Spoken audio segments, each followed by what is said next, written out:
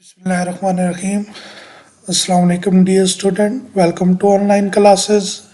बेटा, आज के लेक्चर के अंदर हम इफ़ स्टेटमेंट और इफ़ एल्स स्टेटमेंट को प्रैक्टिकली इम्प्लीमेंट करेंगे।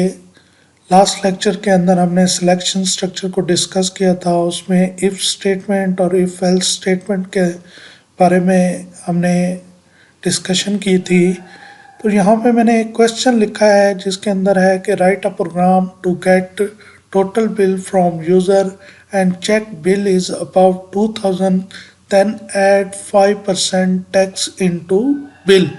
अब देखें, इस क्वेश्चन को अगर आप समझें तो इस क्वेश्चन के अंदर क्या कहा जा रहा है कि इस क्वेश्चन के अंदर कहा जा रहा है कि आपने यूज़र से एक अमाउंट लेनी है जो कि टोटल बिल है। ठीक है, अब यूज़र एक अमाउंट इंटर करेगा, आपने क्या करना है, एक क्राइटेरिया डिफाइन करना है, एक कंडीशन लगानी है जिस पे चेक होगा कि आया ये बिल जो उसने यूज़र ने इंटर किया है, जो यूज़र ने अमाउंट इंटर किया है, वो क्या 2000 से ज़्यादा है या इक्वल टू 2000 है या लेस देन 2000 है।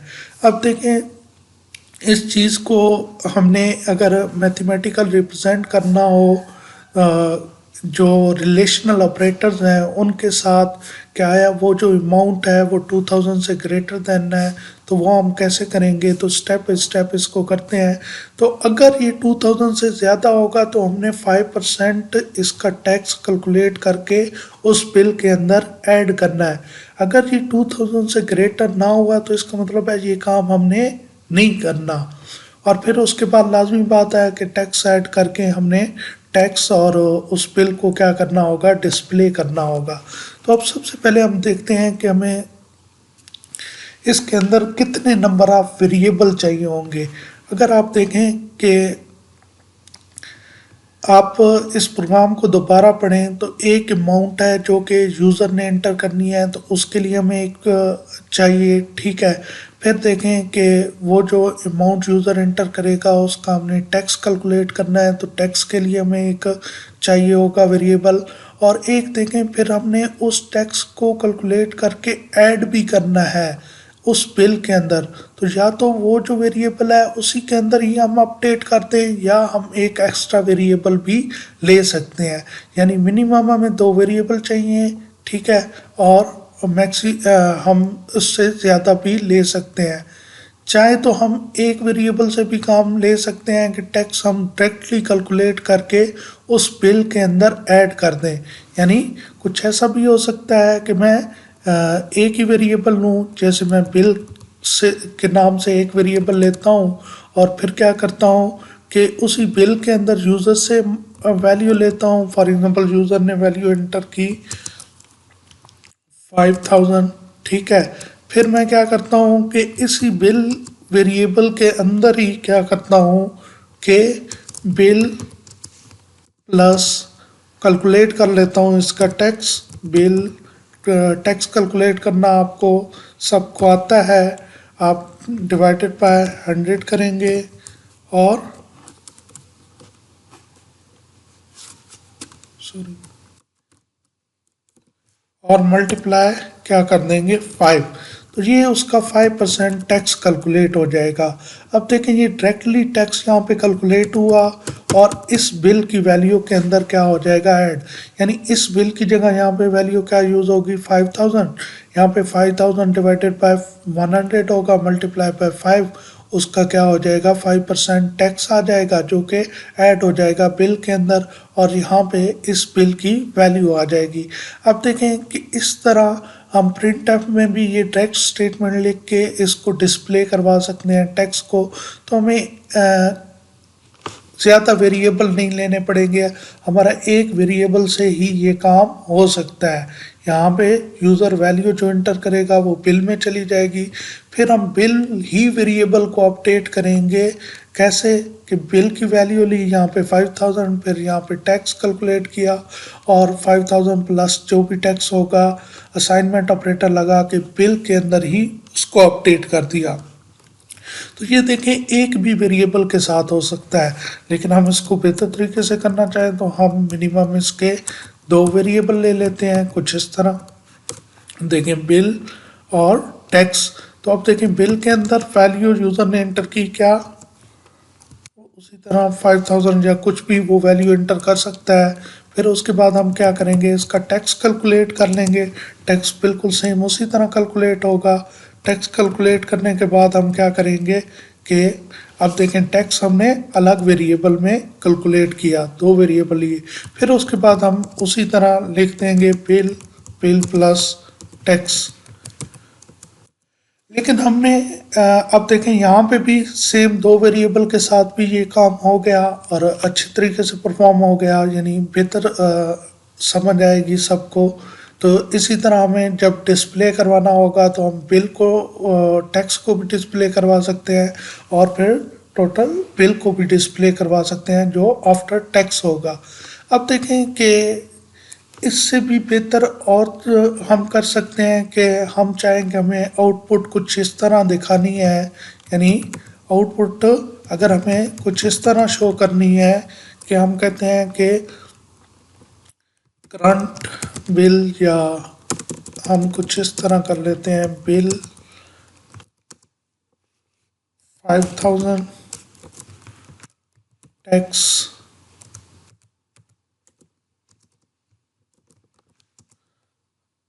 फॉर एग्जांपल 500 आ जाता है या 255%। और फिर उसके बाद यहाँ पे नेट बिल या टोटल बिल हम कर देते हैं 50250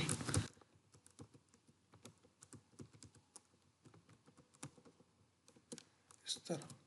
अब देखें इस तरह अगर मैं बेहतर तरीके से इसको डिस्प्ले करना चाहता हूँ तो फिर मेरे लिए बेहतर है कि मैं क्या करूँ कि ये भी दो वेरिएबल के साथ भी हो सकता है, यानी ये काम हम दो वेरिएबल के साथ भी कर सकते हैं। हम ये वाली लाइन यहाँ पे ना लिखें और डायरेक्ट हम प्रिंट एफ के अंदर ये यहाँ पे लिख दें। जब यहाँ पे डिस्प्ले करवाना हो तो यहाँ पे इसकी जगह क्या लिख दें, बिल प्लस टैक्स। यानी यहाँ पे हमारा दरअसल क्या होना है, यहाँ पे ये स्टेटमेंट आ जाएगी, यहाँ पे हमारी स्टेटमेंट क्या आ जाएगी, प्रिंट एफ के अंदर ये आ जाएगा और यहाँ पे क्या आ जाएगा, यहाँ पे बिल की वैल्यू आ जाएगी।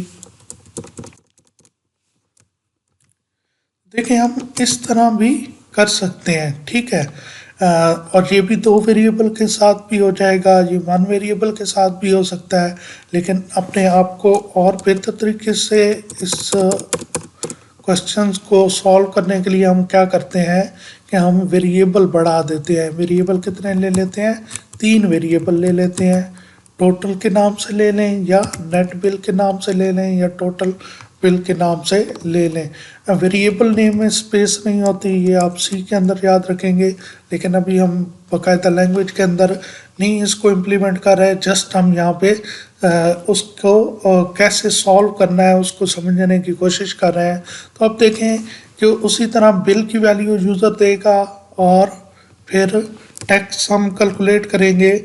लेकिन अब जो टोटल बिल है वो उसी बिल वाली वेरिएबल को अपडेट नहीं करेंगे, यानी 5000 की जगह अब न्यू वैल्यू नहीं आएगी बल्कि वो 5000 रहेगा। लेकिन हम एक एक्स्ट्रा वेरिएबल यूज़ करेंगे जो कि टैक्स ऐड के बाद हमें वैल्यू देगा, ठीक है।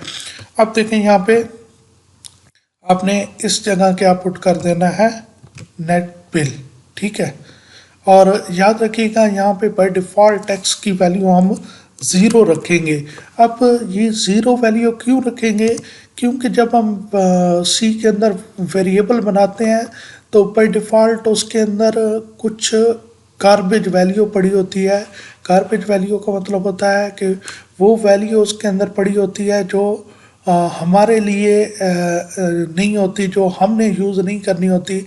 बल्कि वो वेरिएबल जब हम बनाते हैं तो उस मेमोरी के अंदर पर डिफ़ॉल्ट कोई कुछ भी उसके अंदर आप कह सकते हैं कि एक यूज़लेस वैल्यू पड़ी होती है, एक कचरे के अंदर जैसे ढेर पड़ा होता है, तो इस तरह यानी आपने कोई डस्टबिन उठा के लाया है और उसके अंदर पहले से ही कचरा मौजूद था, तो आप देखें कि ये आपने एक मेमोरी बनाई, तो उस मेमोरी के अंदर कोई ना कोई पहले से वैल्यू पड़ी होती है, तो वो वैल्यू वरना क्या हो जाएगी, ऐड हो जाएगी इसके अंदर। तो हम चाहते हैं कि वो वैल्यू ऐड ना हो, जो टैक्स हम कैलकुलेट करें वो वैल्यू उसके अंदर ऐड हो। अगर क्योंकि यहाँ पे देखें ना, यहाँ पे हमारा टैक्स तब भी कैलकुलेट होगा जब 2000 से अबव होगी, यानी बिल जो है, करंट बिल जो है वो 2000 से अबव होगा। अब देखें 2000 से अबव नहीं होगा तो टैक्स तो कैलकुलेट नहीं होगा, तो टैक्स तो हम फिर भी उसके अंदर ऐड कर रहे होंगे, तो उसके अंदर फिर टैक्स की जो गार्बेज वैल्यू है वो ऐड हो जाएगी। उस गार्बेज वैल्यू से वैल्यू को ऐड करने से बचाने के लिए हम क्या कर देते हैं, टैक्स के अंदर बाय डिफ़ॉल्ट ज़ीरो रख देते हैं। अब क्या होगा कि अगर ये वैल्यू कैलकुलेट नहीं होगी तो फिर टैक्स यहाँ पे क्या आ रहा होगा, ज़ीरो आ रहा होगा, तो हमारा बिल 5000 प्लस ज़ीरो वही 5000 ही रहेगा। तो उस तरह हमने क्या करना है, इसको करना है, ठीक है। अब देखें कि यहाँ पे हम बात कर रहे थे उस कंडीशन और क्राइटेरिया की, जो यहाँ पे है कि चेक बिल इज़ अबव 2000।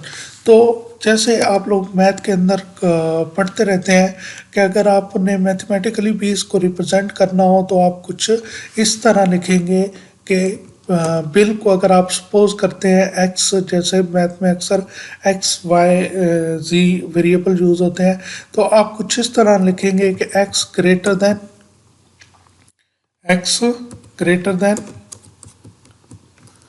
2000। तो ये क्या है कि ये मैथमेटिकली रिप्रेजेंट कर रहा है कि जो वैल्यू यूज़र देगा या जो हम सपोज कर रहे हैं वो ग्रेटर देन 2000 होगी, तो हम क्या करेंगे, हम उसका टैक्स कैलकुलेट करेंगे। अगर ये क्या होगी, 2000 से ज़्यादा होगी, तो ये वाली जो स्टेटमेंट है ये हम इसके अंडर रख देंगे, यानी यहाँ ये ट्रू होगी तो ये काम होगा, अदरवाइज ये काम नहीं होगा। आप देखें ना, एक्स की वैल्यू 2000 से अबव भी हो सकती है क्योंकि वेरिएबल है ना, एक्स की वैल्यू 2000 से कम भी हो सकती है, तो 2000 से ज़्यादा होगी तो हमें ट्रू रिटर्न करेगी ये स्टेटमेंट, अगर कम होगी तो फॉल्स रिटर्न करेगी। और कल हमने देखा था कि हम सिलेक्शन स्ट्रक्चर के अंदर जो इफ स्टेटमेंट है उसके ट्रू होने पे हम क्या कर सकते हैं, स्टेटमेंट को एग्जीक्यूट कर सकते हैं, और उसके फॉल्स होने पे ये स्टेटमेंट क्या हो जाएगी, स्किप हो जाएगी, इग्नोर हो जाएगी। तो अब देखें यहाँ पे हमने इसको बना लिया। अब कल हमने जैसे इफ़ स्टेटमेंट पढ़ी थी, उसी इफ़ स्टेटमेंट के अंदर लिखना चाहें तो इफ़ का, जैसे कल मैंने कहा था कि सिंटैक्स कुछ ऐसे है, अगर सिंटैक्स की बात की जाए इफ़ के, तो इफ़ का सिंटैक्स कुछ यूँ है, इफ़ कंडीशन और फिर उसके बाद आपकी स्टेटमेंट। मैंने कहा था कि सिंगल स्टेटमेंट होगी तो आप कुछ यूँ लिखेंगे। अगर याद रखिएगा आपकी स्टेटमेंट इफ़ के साथ जो बिलोंग करती हैं, जो इफ़ का हिस्सा है उस वो ज़्यादा है, एक से ज़्यादा है, तो फिर आप ब्लॉक के अंदर लिखेंगे। यानी सिंगल स्टेटमेंट को आप क्या कर सकते हैं, वैसे लिख सकते हैं, लेकिन मल्टीपल स्टेटमेंट होंगी तो आप क्या कर सकते हैं, आप क्या करेंगे, ब्लॉक के अंदर लिखेंगे, वरना वो स्टेटमेंट उस कंडीशन का हिस्सा नहीं रहेंगी पहले के बाद वाली। यानी यहाँ पे अगर मैं स्टेटमेंट 2 लिखता हूँ तो ये स्टेटमेंट 1 जो है वो इस इफ़ का हिस्सा है, यानी इसके ट्रू होने पे ये स्टेटमेंट चलेगी, इसके फॉल्स होने पे ये स्टेटमेंट स्किप हो जाएगी। इसके ट्रू या फॉल्स होने पे इस स्टेटमेंट पे कोई असर नहीं पड़ता, ये चाहे ट्रू हो तब भी चलेगी ये स्टेटमेंट 2, और चाहे ये फॉल्स हो तब भी ये स्टेटमेंट 2 चलेगी। तो अब देखें, अगर हमने इस तरह स्टेटमेंट दो स्टेटमेंट ही कंडीशन का हिस्सा बनानी हो तो फिर हमारे पास तरीकाकार क्या है, फिर हमारे पास जो तरीकाकार है वो बेटा ये है कि हम ब्लॉक बना देते हैं। इस तरह क्या बना देते हैं, ब्लॉक। अब ब्लॉक के अंदर अगर हम लिखेंगे तो ये जो इफ़ की स्टेटमेंट है, इफ़ की जो कंडीशन है, जो ऊपर यहाँ पे क्राइटेरिया लिखेंगे उसके साथ ये दोनों स्टेटमेंट बिलोंग करती हैं, यानी इस ब्लॉक से लेकर इस ब्लॉक तक जितनी भी स्टेटमेंट होंगी अब वो इस इफ कंडीशन का हिस्सा है। उसके ट्रू होने पे ये एग्जीक्यूट होंगी, इसके फॉल्स होने पे ये दोनों क्या हो जाएंगी, स्किप हो जाएंगी। ये बात भी आपको समझ आ गई होगी। तो अब देखें हम इस स्टेटमेंट को क्या करते हैं, उस इफ़ के अंदर अगर रिप्रेजेंट करना हो तो कैसे लिखेंगे। तो उसको अगर इफ़ के अंदर रिप्रेजेंट करना हो तो आप कुछ ऐसे लिखेंगे कि इफ़, और इफ़ का सिंटैक्स देख के आप ये चीज़ लिख सकते हैं कि इफ़ के अंदर यहाँ पे कंडीशन आती है तो कंडीशन क्या है, कंडीशन हमारे ये है, तो इस कंडीशन को यहाँ पे लिखते हैं। और स्टेटमेंट सिंगल स्टेटमेंट है, और तो हम विदाउट ब्लॉक भी लिख सकते हैं। और स्टेटमेंट क्या है, ये वाली स्टेटमेंट है जो हमने कंडीशन का हिस्सा बनानी है। अब देखें ये स्टेटमेंट तब चलेगी जब x की वैल्यू, या आप यहाँ पे जो भी वेरिएबल लेंगे उसकी वैल्यू 2000 से ज़्यादा होगी तो ये वाला टैक्स कैलकुलेट होगा। अदरवाइज टैक्स कैलकुलेट नहीं होगा और टैक्स की डिफ़ॉल्ट वैल्यू हम ज़ीरो रख देंगे तो इसका मतलब है टैक्स के अंदर क्या पड़ा होगा, ज़ीरो पड़ा होगा। तो यहाँ तक मुझे लगता है आपको इंशाल्लाह समझ आ गई होगी। तो नेक्स्ट हम इसको बाकायदा सी लैंग्वेज के अंदर इम्प्लीमेंट करते हैं। तो मैं इसी को ही यहाँ से कॉपी कर लेता हूँ क्योंकि हमने सेम यही काम करना है। देखें वही जो हमने वहाँ पे चीज़ें बनाई हैं मैं उसी को ही कॉपी करके ले आया हूँ। अब देखें सबसे पहले हमें वेरिएबल डिक्लेयर करना है, तो वही वेरिएबल जो हमने वहाँ पे लिए थे वही सेम वेरिएबल ले रहा हूँ, लेकिन अब साथ में हमें डेटा टाइप, क्योंकि हमें जब भी वेरिएबल डिक्लेयर करना होता है, जब भी वेरिएबल हमें डिक्लेयर करना होता है, ये कमेंट लिख रहा हूँ, मैंने उस दिन भी बताया था कि कमेंट कैसे लिखे जाते हैं। तो वेरिएबल डिक्लेयर करने का जो सिंटैक्स है वो क्या होता है, डेटा टाइप और उसके बाद वेरिएबल नेम। और अगर वेरिएबल मल्टीपल होंगे तो वो कामा से सेपरेट किए जाते हैं, जैसे यहाँ पे कामा के साथ सेपरेट किए गए हैं क्योंकि 3 वेरिएबल हमने लिखे हैं। अगर एक वेरिएबल होता तो यहाँ पे नेक्स्ट सेमी कॉलन आता, तो उसके बाद क्या होता है, सेमी कॉलन। तो यहाँ पे हम क्या कर देंगे, सेमी कॉलन। अब ये 3 वेरिएबल क्योंकि तीनों ही इंटीजर टाइप थे इसीलिए कॉमा के साथ सेपरेट करके आप एक ही स्टेटमेंट के अंदर लिख सकते हैं। अगर ये टेक्स्ट फ्लोट होता तो फिर आपको यहाँ पे क्या करना होता, फ्लोट। बल्कि ऐसा करते हैं कि हम टेक्स्ट, क्योंकि हमारा पॉइंट्स में भी जा सकता है, तो टेक्स्ट को और नेट बिल को हम क्या कर लेते हैं, फ्लोट के अंदर ले लेते हैं। बिल को हम क्या करते हैं, इंटीजर के अंदर रखते हैं। तो ये डिपेंड करता है सिनेरियो पे। अगर तो वो फोर्सफुली कहेगा कि आपकी पॉइंट्स के अंदर वैल्यू जाएंगी तो हमें फिर लेना ही किसको के अंदर पड़ेगा, फ्लोट के अंदर। लेकिन अगर वो हमें नहीं कहता कि फ्लोटिंग वैल्यूज़ होंगी तो हम इंटीजर्स के साथ भी कर सकते हैं और हम चाहें तो इसको फ्लोट के साथ भी कर सकते हैं। और बेहतर है क्योंकि हमें यहाँ पे अगर ये है कि हमारी पॉइंट्स के अंदर वैल्यूज़ जाएंगी तो हम इसको क्या कर लें, फ्लोट्स के अंदर इम्प्लीमेंट कर लें। लेकिन फिर हमें यहाँ पे एक वैल्यूज़ को क्या बनाना पड़ेगा, फ्लोट के अंदर बनाना पड़ेगा। तो ये अगर हम फ्लोट के साथ करेंगे तो कुछ ऐसे करेंगे। अभी हम सिंपली इसको उसी इंटीजर के साथ ही चलते हैं। तो इंटीजर के साथ हम यानी इंटीजर के अंदर ही सारी रिप्रेजेंटेशंस करवाएंगे वैल्यूज़ की। तो बिल, टैक्स और नेट बिल 3 हमने वेरिएबल ले लिए, ठीक है। बिल की वैल्यू जो है वो यूज़र इंटर करेगा, टैक्स हमने कैलकुलेट करना है और फिर नेट बिल के अंदर क्या होना है, बिल प्लस टैक्स। तो हमने यहाँ पे वैल्यूज़ क्या करनी है, बिल की यूज़र से लेनी है। तो यूज़र से वैल्यू लेने के लिए हम स्कैन एफ यूज़ करते हैं, लेकिन उससे पहले हम प्रिंट एफ की स्टेटमेंट लिखते हैं। और प्रिंट एफ की स्टेटमेंट हम क्यों लिखते हैं, सबको पता है कि स्कैन एफ से पहले प्रिंट एफ की स्टेटमेंट यूज़र के लिए एक अलर्ट होता है या एक उसके लिए लाइन होती है जिससे उसको क्लियर होता है कि अब यहाँ पे सिस्टम मुझसे कोई इनपुट मांग रहा है, कोई वैल्यू मांग रहा है। वरना वहाँ पे कर्सर क्या करता रहेगा, ब्लिंक करता रहेगा और यूज़र को समझ नहीं आएगी कि उसने क्या करना है। तो यहाँ में मैं उसके लिए एक किस्म का यहाँ पे हिंट लिख रहा हूँ। तो उससे क्या होगा कि उसको पता चलेगा कि यहाँ पे मुझे वैल्यू इंटर करनी है।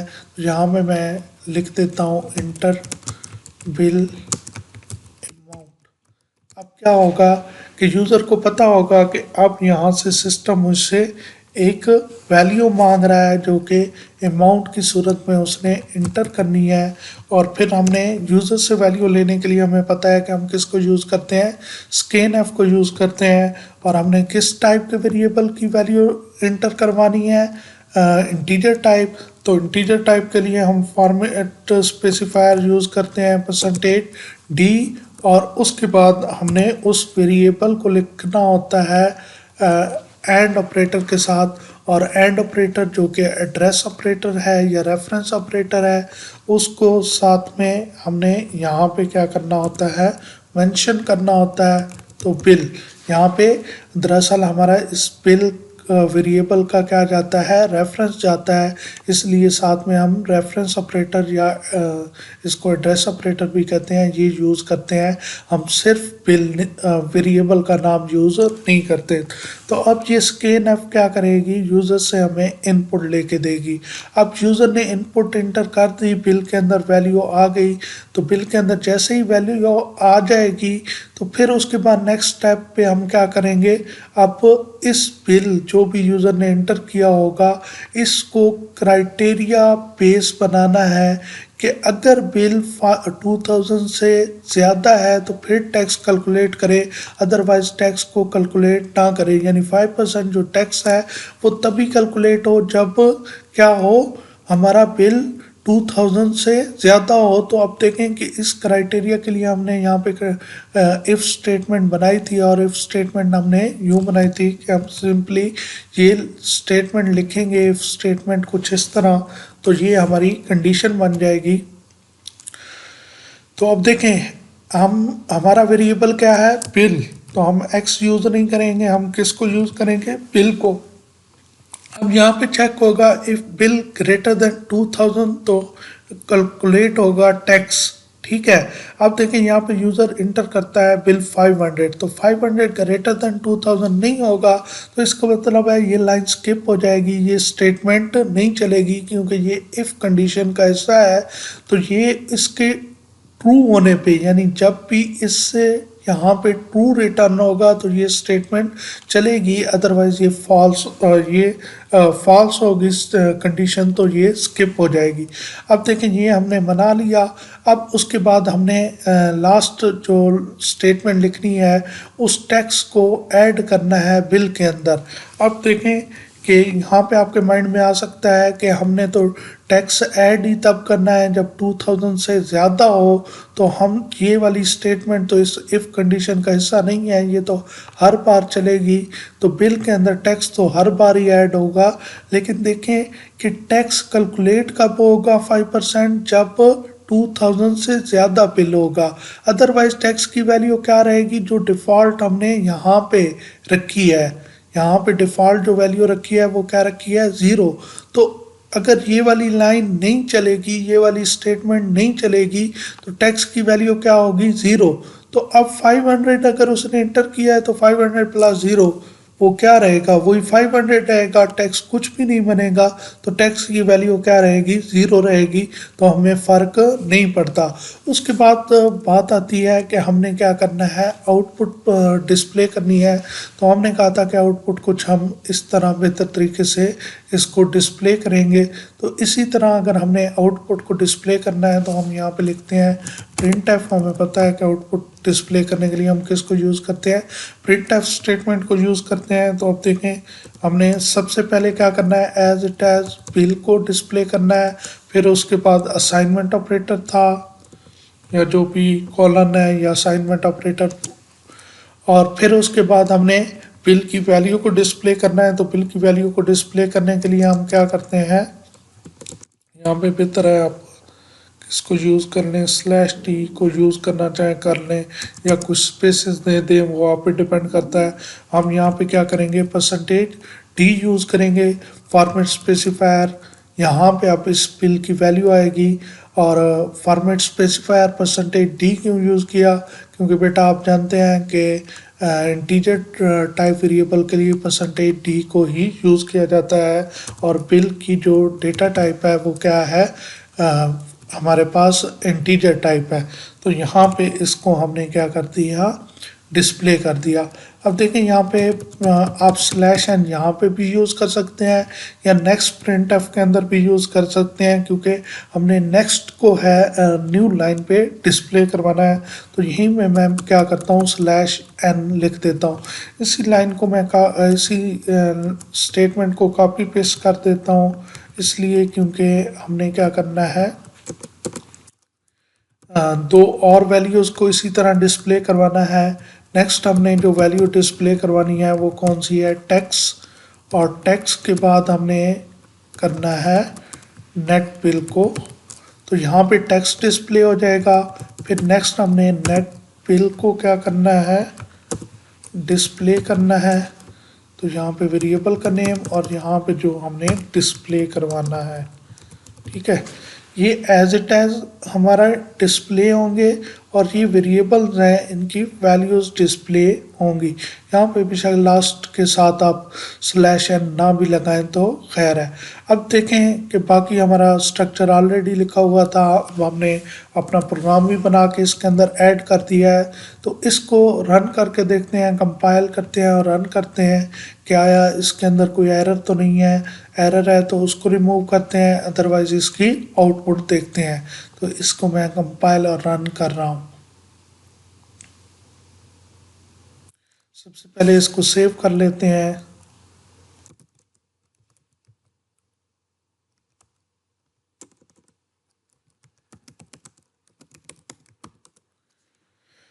कोई नाम दे के आप इसको सेव कर लेंगे। फिर उसके बाद अब कंपाइलिंग होगी। अगर कोई एरर ना हुआ तो कंपाइलिंग के बाद ये क्या हो जाएगा, एग्जीक्यूट। जैसे कि अब ये एग्जीक्यूट हो गया है। यहाँ पे आप टोटल अमाउंट इंटर करेंगे। मैं फर्स्ट टाइम 500 इंटर करता हूँ, तो देखें 500 टैक्स ज़ीरो और नेट बिल कितना आ रहा है, 500, ठीक है। ये दोबारा मैं अब यहाँ पे वैल्यू इंटर करता हूँ, फॉर एग्जांपल 2000 से ज़्यादा 2500 इंटर कर देता हूँ। अब देखें 2500 मैंने इंटर किया तो बिल क्या था, यूज़र ने जो इंटर किया वो 2500 था। उसका टैक्स कैलकुलेट हुआ 125। फिर नेट बिल जो बना वो 2500 प्लस 125, तो टोटल बिल क्या बन गया 2625, यानी 2625 हमारे पास क्या बन गया, बिल बन गया। यानी 2625 हमारे पास नेट बिल बन गया। तो ये प्रोग्राम बिल्कुल सही वर्क कर रहा है, जैसे हमने कहा था, जैसे हमने बनाया था वैसे ही सारी की सारी प्रोग्राम के अंदर एग्जीक्यूशन हो रही है। तो उम्मीद करता हूँ बेटा आपको इसकी बेहतर तरीके से समझ आ गई होगी। आपने ख़ुद भी इम्प्लीमेंट करना है और किसी किस्म का कोई क्वेश्चन हो तो आप मुझसे पूछ सकते हैं। थैंक यू सो मच बेटा, ख्याल रखिएगा। अल्लाह हाफिज़।